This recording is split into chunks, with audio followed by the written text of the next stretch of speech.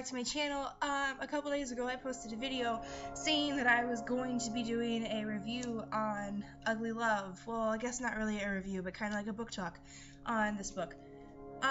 So yeah, I've been super busy, and I'm in my living room right now because my room is a mess, and I'm reorganizing my bookshelf, so I didn't want to video in there because it's kind of a mess, so that's why all this is going on. But yeah, so let's get started. Ugly Love by Colleen Hoover is basically a book about Tate Collins and her, I guess, relationship with this pilot guy, Miles Archer, that she meets when she moves back to San Francisco to live with her brother Corbin. And basically their relationship is kind of based on two rules. Like, when they meet, Miles makes two rules, and one of them is don't ask about my past and don't expect a future. So basically we can grasp from this that he is just looking for a sexual relationship, but most people reading the book realize that that's not going to end well. And so when Tate agrees to that and she says, yeah, I can do that, sure, like, I knew right then that she was gonna get hurt. So that's kind of the gist of the story. Basically we learn a lot about Miles and why he is the way he is, and we get to see the relationship between Tate and Miles kind of develop. And so that's all I'm gonna say without spoilers. So if you haven't read the book yet, go read it because you'll love it. If you've been debating buying it, just buy it because you won't regret it. It's a super quick read too. I think I read it in just over a day. So if you're like right in the middle of a series and you don't want to stop reading to read a new book, just pick this up. It'll be quick, and then come back and we'll talk about it. So if you haven't read the book, bye, because I don't want you to get mad at me for what I'm about to say. So please don't stay if you haven't read the book. Okay, have you guys read the book? Awesome. So when this whole thing started, Tate comes home to her brother's and there's a drunk guy passed out on the door. And at first I was like, oh god, where is this going? Like, awesome, is this the main character? I was really hoping that the drunk guy wasn't the main, the main dude. But turns out he is, and I was really uncomfortable with that, especially with the way it all started, because he's drunk, and then he starts asking about this Rachel girl, and then she helps him go to sleep or whatever, and wakes up in the morning, and he's at her door, like, hi, like, okay. It made me really uncomfortable, because I was like, this guy's all up in her face, and he doesn't even know her, and he was like, whatever. So we find out that, Miles, the drunk guy, is the neighbor of Corbin, who is Tate's brother, and then there's Dylan, the guy that, like, visually raped her in the elevator, and then there's Ian, who is Miles' childhood friend. And so then we start, with the whole Ian thing, we start seeing flashbacks of Miles and Ian 6 years earlier where they were in school, and this is how we find out who Rachel is, which I thought it was cute. I mean, like, how when she walked out of the office and he was like, oh my god, Rachel, like, you're gonna fall in love with me and I'm gonna fall in love with you, and la-di-da-di-da. Like, it was adorable, but I was sitting there, I was literally reading the book, and I asked my brother, I was like, do guys really say this or think this when they see, like, a girl? Because I can't picture a guy being, like, emotionally wowed by a woman. Like, I don't feel like men usually think like that, like what he was saying in the book, like, it just didn't seem like something, like, my boyfriend personally, I can't picture him being like, oh my god, like, the skies opened up from heaven and shone down on her, and like, it was a little weird for me. I was like, okay, so this is gonna be like a stalker situation or whatever. So yeah, so that's how we met Rachel. He had to walk her to Mr. Clayton's class, and they ended up walking past it, and she's like, where's Mr. Clayton's class? And he's like, oh, back there. And she's like, oh my gosh, you're so cute. Like, it was one of those, like, those little love stories that happen like that, and you're like, how did that happen? Like, that's not realistic, but whatever. So we are in between the future with Tate and flashbacks with Miles, and that's like every other chapter alternates. So Tate and Miles start to develop this kind of friendship relationship. Like, there's definitely like an attraction between the two of them, you can tell. And I think it really started for them too when Miles went to the Thanksgiving with Tate's family, because that's when, like, the kitchen scene when she saw him walk by her door, so she went out and he was standing in the kitchen like waiting for her, and I was just like, creepy. Like, a lot of these things, it was just creepy. Or no, sorry, hold on, it started before that. It was when he got hurt on his hand or whatever, and she was stitching up his hand, and he was like getting all touchy with her leg, and then she ended up pushed up against the bathroom wall, and they were like making out, and I was like, whoa, okay, there, like, you just got your hand cut open. And my whole thing was, wait, did she finish stitching up his hand? Or is he still bleeding everywhere while he's making out with her, because gross. And then his whole thing was, oh, I shouldn't have done that, this can't happen, like, and she's sitting there against the bathroom wall, like, after he leaves, she's like, what just happened? So I was like, well, okay, whatever. And so then the kitchen scene happens later that night. They're like, you know, talking or whatever, and I think it's been a while. I've read 3 books since I've read this, so I'm trying to remember the details. I can't exactly remember what was said that night, but they started kissing again, and Tate's dad walked in and was like, oh, hi. So Miles isn't gay, because previously that night, Corbin and her dad or whatever were like thinking Miles was gay because he hasn't had a relationship in 6 years. So, nope, just kidding, he's not gay because he's making out with your daughter in the kitchen at midnight. So, haha, joke's on you. So that's when their relationship really started, was Thanksgiving. And since he and Corbin are pilots, they're gone a lot. So you hear about that a lot in the book, that Tate misses him or whatever. Like, it's been 3 days since I've seen Miles, or it's been 10 days, or, you know, whatever. And so, like, as soon as he comes home, like, he'll text her and she'll go over there and stuff will happen. Basically, they're still doing just the 2 rules that Miles set. Like, you know, don't ask about my past and don't expect a future. So they're just kind of hooking up. But Tate is starting to get feelings for Miles, and at this point in the book, I was starting to think that maybe Miles was starting to get feelings for Tate just by certain things he was doing. But then again, I was like, well, no, he really made it clear that he didn't want anything more than that. And then we started getting more into the Miles-Rachel relationship, which this really surprised me when we found out that Miles' dad was having an affair before his mom died. I was like, are you kidding me? Like, I hate Miles' dad. And then not only did you find out he was having an affair before his mom died, but he brings his new girlfriend over to meet Miles, and he's like, hi, this is my girlfriend. Oh, and this is my girlfriend's daughter, Rachel. Oh, snap. So, like, okay, awesome. This is Miles. He's saying he can't fall in love with Rachel anymore because Rachel's mom is dating my dad. Yay. But does that stop them? No. I knew it wasn't going to either. Of course, they're still going to see each other because they met each other first. So, technically, they started liking each other before they knew that their parents were involved. So, I mean, sure, let me hook up with my stepbrother and let me hook up with my stepsister. But basically, Rachel told Miles that she didn't want to have sex and that it could only last for the 7 months before they went to school. And so Miles is like, okay, and well, same with Miles and Tate.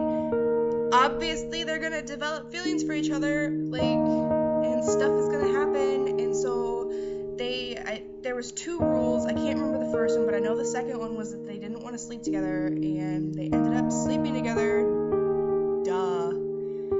So that happened, and then we went back to present time with Miles and Tate, and so they're still fooling around, and, like, Tate is, like, actually starting to get, you know, kind of, she's getting feelings for him, so she's getting, like, concerned, like, she doesn't understand why Miles is just all about, you know, hooking up, and, like, because she basically wants to tell him, like, I know you have feelings for me, why are you still doing this? And so he's like, no, I can't have feelings for you, I just can't. And then we find out why when we go back 6 years earlier with him and Rachel and find out that he knocks Rachel up. Well, who saw that coming? I saw that coming. I'm sure most of you saw that coming too, because they're sneaking around. Like, obviously something big's gonna happen. And so, yeah, she gets pregnant. His dad like kicks him out of the house, and he's like, no, screw that, I'm gonna take care of this baby. And so they, you know, stay together, they have the baby, and I don't remember, I'm pretty sure there was more chapters in between, but we're just gonna sum this all up. They have the baby, and 2 days after they had the baby, they're going home, and they get in a car accident, and they end up in a lake.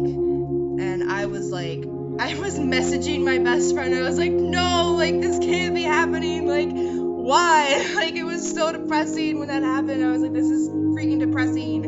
And so, Miles and Rachel obviously get out, but they lose their baby. And I was like, how messed up. Like, Colleen Hoover, how could you write this into a book? Like, why? And so then Rachel breaks up with Miles, and she's like, you know, this is your fault that our baby's dead. Like, I don't ever want to see you again. Like, I hate you. And so that's why Miles is the way he is, and that's why he can't fall in love with someone and all that stuff. And then I guess when I read that, I kind of understood why Miles was the way he was, but I still didn't like it, because I feel like you should always be open up to something that's going to make you happy, just to make the bad times like less bad. Like, I mean, when something like that happens to you, it's always going to affect you. Like, I know, like, later in the book we talked to Rachel, and I know how that's what she said, like, you know, the bad things are always going to be there, but you should always find something that makes the bad things just kind of moments instead of like your entire life. Like, Miles let his entire life be consumed by this,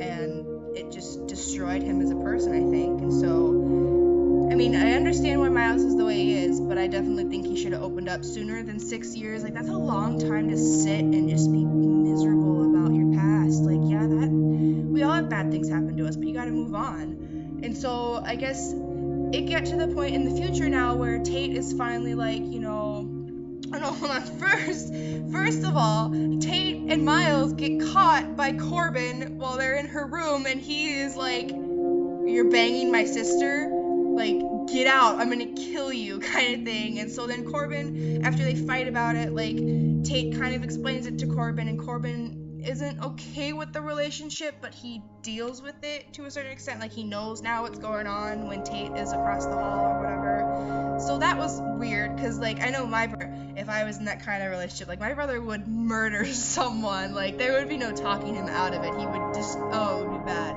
So that was funny. But then, I guess, okay, so after we read about the car accident, it's getting to the point where Tate is like, you know, I can't do this, like, because when Corbin caught Miles and Tate, Miles told Corbin straight up, I can't love your sister, I won't love your sister, it's not gonna happen. And Tate kind of started to realize, like, you know, this is hurting me, like, this is pointless, like, I can't do it, kind of thing. And so then she ends up moving when she gets a job or something. She gets her own apartment, and she goes to say goodbye to Miles, and he's just kind of like, okay, bye. Like, he acts like nothing happened. And I mean, we all know what happened, like the certain scene where he just kind of, like, they were fooling around, and he just left right after he was done. He went into his room and slammed the door, and she's sitting there on his table like, okay, bye. Like, that hurt me, because I felt that. I was like, oh my gosh, this poor girl, like, just, oh, that was sad. So she went to say goodbye to Miles, and he was just like, you know, he couldn't care less, kind of thing. And so she leaves, and Ian, his best friend from back in grade school, was like, dude, what is wrong with you? Like, you're insane. Like, when are you going to stop moping around and being a zombie? And, like, he's basically, like, getting in Miles' face, and Miles is like, I'm gonna kill you, I'm gonna punch you, get out of my face.